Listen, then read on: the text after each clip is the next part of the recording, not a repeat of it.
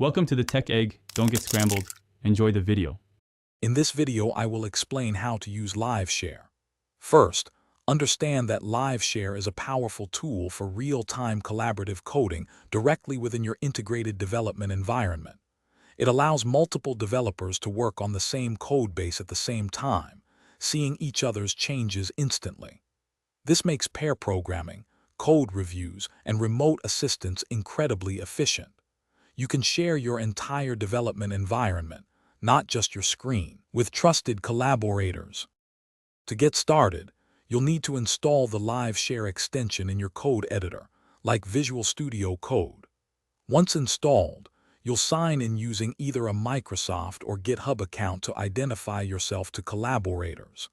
After signing in, simply click the LiveShare icon in your status bar or activity bar to initiate a new collaboration session. This action automatically generates a unique invitation link for your session. Once your session starts, a unique invitation link is copied to your clipboard. Share this link with anyone you want to collaborate with via email, chat, or any communication tool. Guests can join the session by simply clicking the link, which will open in their editor or even a browser. Within the session, you can co-edit files, debug together, and even share terminals or local servers, making teamwork seamless. For the best experience, use built-in audio and text chat features to communicate effectively during your LiveShare session.